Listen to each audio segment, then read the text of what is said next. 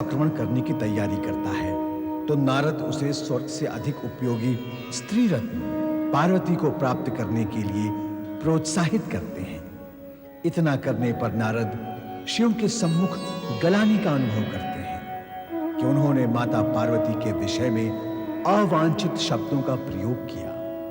पर जलंधर जब वृंदा के सामने पार्वती को प्राप्त करने की बात करता है।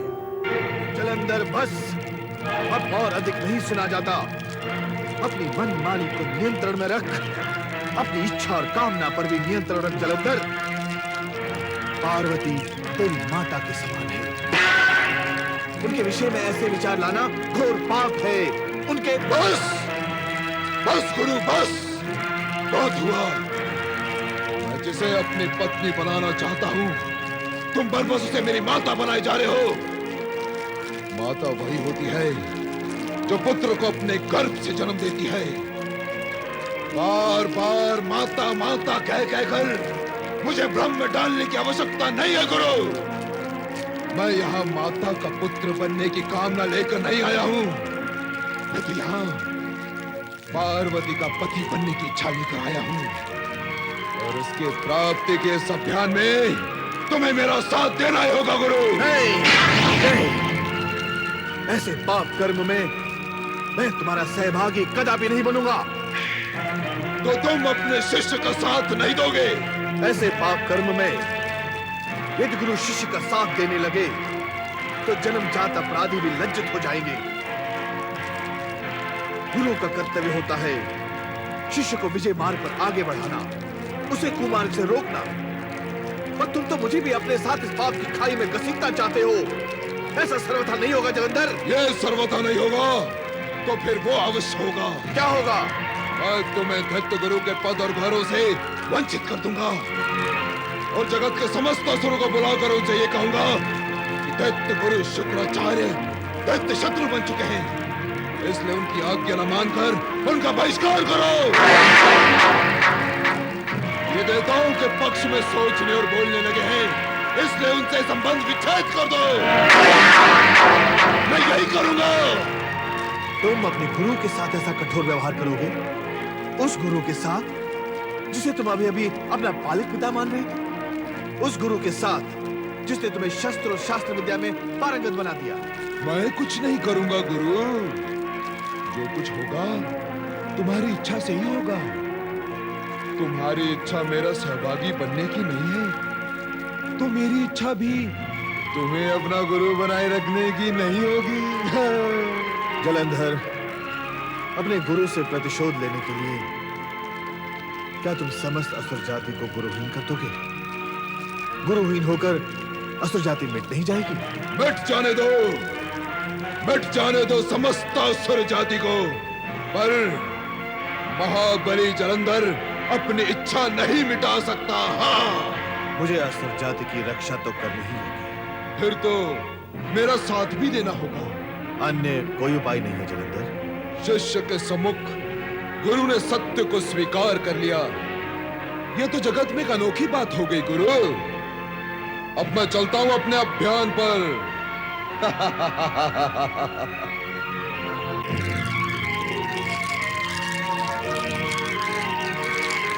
ये आपने मुझे किस धर्म संकट में डाल दिया शिवशंकर? तुम्हारी इस दीर्घ मुस्कान का क्या कारण है देवी?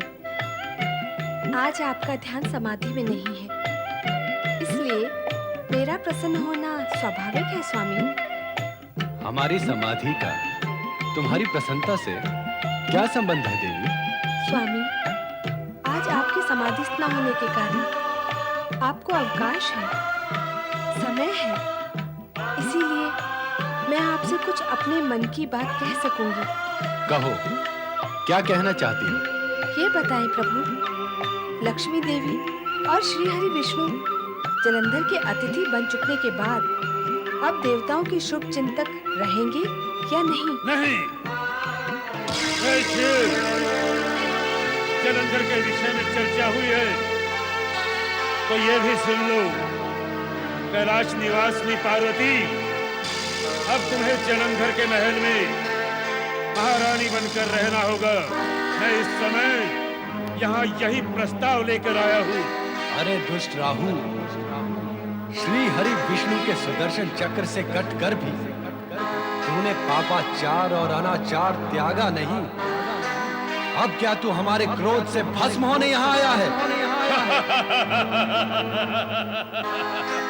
पहले मैं इसी भय से भयभीत हुआ था, किंतु फिर ध्यान आया मैं अमृत पीकर अमर हो चुका हूँ। इच्छा करने पर भी आप मेरा कुछ भी अहित नहीं कर पाएंगे। मुझ पर क्रोध करना व्यर्थ होगा महादेव। मैं तो केवल महाबली जलंधर का संदेश प्रस्ताव लेकर यहाँ आया हूँ। और सुंदरी पार्वती, तुम भी सुनो। इस हिम शीतल कैलाश से दैत्यराज जलंधर का राजभवन कहीं अधिक सुखमयी है। वहाँ आप दैत्यों की सम्राज्ञी बनकर रहेंगे।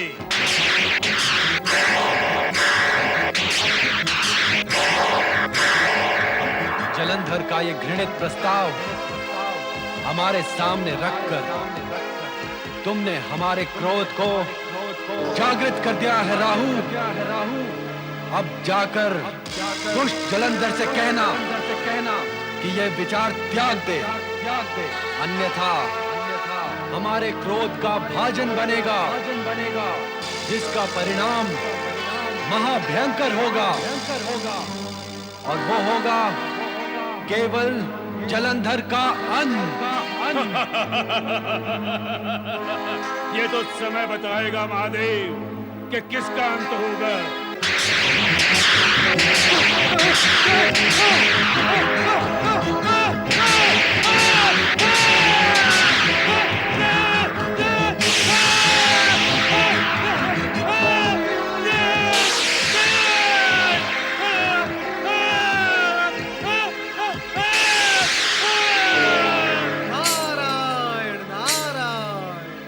असुर सम्राट जलंधर की, असुराधिपति जलंधर की, असुर सम्राट जलंधर की, महाबली जलंधर की, असुर सम्राट जलंधर की। महाबली, मेरी रक्षा करो महाबली, मुझे बचाओ महाबली, मुझे शिव के क्रोध से बचाओ महाबली, मेरी रक्षा करो महाबली। तूने तो अमृत को भी विष कर दिया। अमृत पी लेने पर भी मृत्यु से डरकर कायरों के भांति चित्कार करता है। जिस जलंधर के सम्मुख आते हुए भय भी भयभीत होता है, उसके सम्मुख आकर तू भय से भयभीत क्यों हो रहा है? पर महाबली, राहु, हमारे सामने आने से पहले ये पर और परंतु समुद्र में फेंक कर आया करो। हमारे राज्य में शिव और उसका क्रोध प्रवेश नहीं कर सकता। अब कहो, क्या समाचार लाए हो?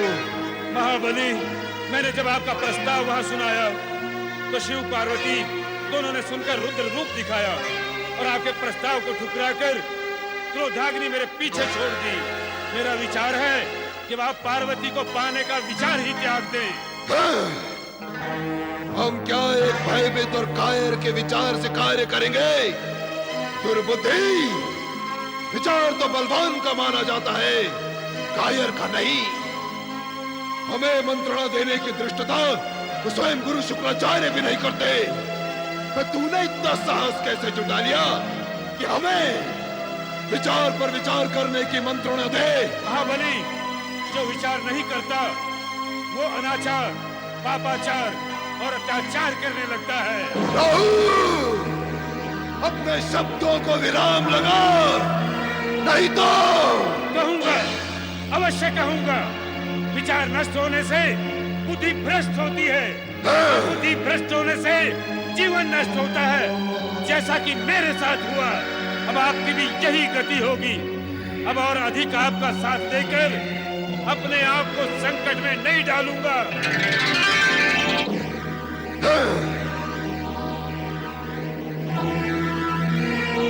सेनापति, आप क्या करें महाबली? तुरंत कैलाश पर आक्रमण करने की तैयारी करो। जैसी आपकी आज्ञा महाबली। और गुरु शुक्राचार्य से जाकर कहो कि हमारे इस कैलाश विजय अभियान में तुरंत सम्मिलित हो। आपकी आज्ञा का पालन होगा महाबली। क्या गुरु शुक्राचार्य की मति इस सीमा तक भ्रष्ट हो गई है कि उन्होंने अपने जनक शिव पर आक्रमण करने के लिए जलंधर को परामर्श दे डाला?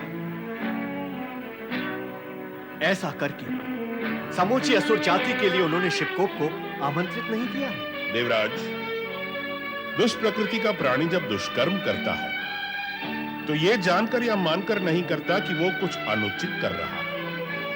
उसका अहंकार उसके विवेक पर चढ़ बैठता है और फिर वो उचित और अनुचित के ज्ञान और अंतर से दूर निकलकर यही सोचता है कि जो कुछ कर रहा है ठीक ही कर रहा है। ऐसी ही गति जलंधर की है। अर्थात अब शिवकोप से न तो शुक्राचार्य बच सकेंगे और ना ही जलंधर। यह सत्य है कि शिवकोप से बच सकना असंभव है, किंतु यह भी सत्य है कि अपनी पत्नी वृंदा के सतीत्व के फलस्वरूप जलंधर अपार शक्तिधारी है। यदि अपार शक्तिधारी अपनी शक्ति का दुरुपयोग करे, दूसरों के अधिकारों का हरण करे, अनैतिक और अनुचित आचरण से किसी वस्तु को प्राप्त करना चाहे, तो क्या उसकी अपार शक्ति क्षीण नहीं हो जाती? क्या वो नैतिक और चारित्रिक रूप से दुर्बल नहीं हो जाता?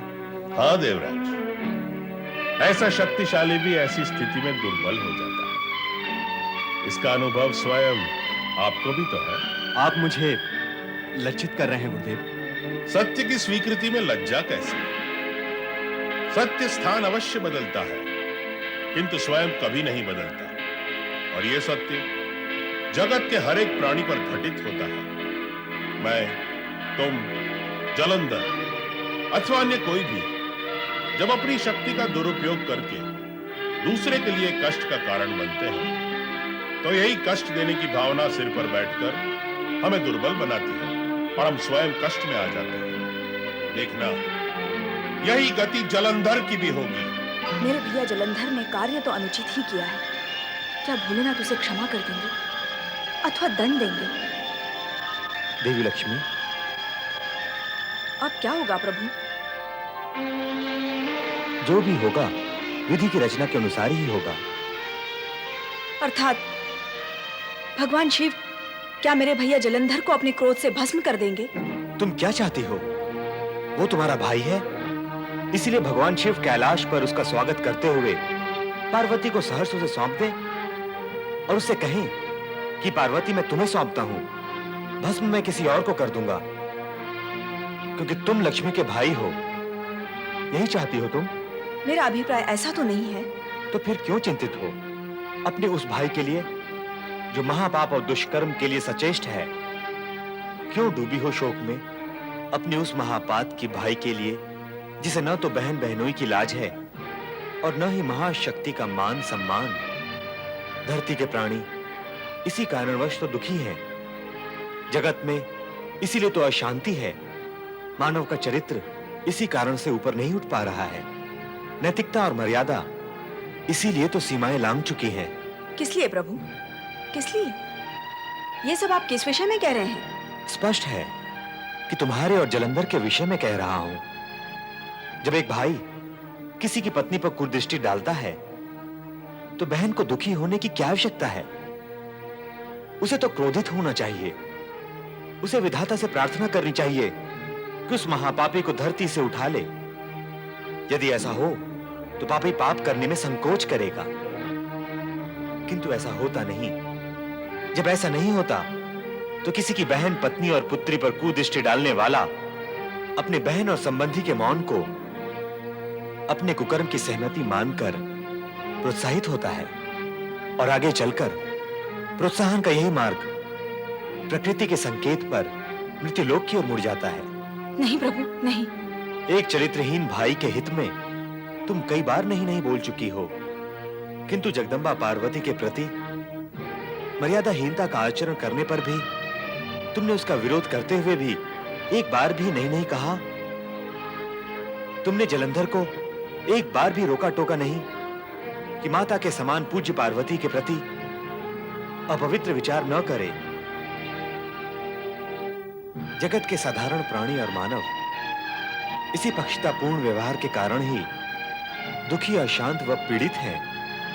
वे भूल ही जाते हैं कि पति पुत्र व भाई को कुकर्म के लिए प्रताड़ित न करके निष्पक्ष भाव से उनका कठोर विरोध न करने से वे कुकर्मी को कष्ट के कठोर कुठारे में ढकेल रहे हैं। क्या हम सबको ये आचरण शोभा देता है? नारायण नारायण, ऐसा करना तो पृथ्वी के प्राणियों को भी शोभा नहीं देता श्री हरि, किंतु मनुष्य का तो स्वभाव ही बन गया है। नारद, अब तुम किस स्वभाव की बात करने लगे? मनुष्य स्वभाव की बात कर रहा हूं मैं माता, मनुष्य स्वभाव की बात कर रहा हूं। इन दिनों धरती वालों ने जो आए सो प्रसन्न जाए की नीति अपना रखी है, अर्थात कोई किसी को दुष्कर्म करने से रोकता नहीं। क्यों? सभी दुष्कर्मी हैं। एक दुष्कर्मी दूसरे दुष्कर्मी को दुष्कर्म करने से क्यों रोकेगा? नारायण नारायण। क्या धरती पर एक भी सत्कर्मी शेष नहीं रहा? नहीं नहीं, इतना निराश होने की आवश्यकता नहीं। शेष है, किंतु करोड़ों में एक, जिसकी पुकार दूर तक नहीं जाती। इसीलिए कोई कुछ भी करता है उसे कोई कुछ नहीं बोलता। इसीलिए धरती पर अत्याचार और अनाचार बढ़ रहे हैं। नारद, तुम्हारे आने से विषय परिवर्तन हो गया है। तो मैं फिर चला जाता हूँ, विषय वर्तन में आ जाएगा। वैसे मेरा विचार है कि महाबली जलंधर के विषय में चर्चा हो रही थी। हाँ नारद, देव लक्ष्मी इसीलिए चिंतित है कि कहीं भगवान भोलेनाथ जलंधर को भस्म ना कर दें। कदापि नहीं, अपने ही तेज से उत्पन्न महाबली जलंधर को वे कभी भस्म नहीं करेंगे। नारद की बात पर शंका ना करो देवी। जलंधर कितनी भी नीचता का प्रदर्शन करे, किंतु भोलेनाथ अपनी गरिमा के अनुरूप ही कार्य करेंगे। हाँ, दोनों के युद्ध का रूप क्या होगा ये तो समय ही बताएगा। नारायण नारायण।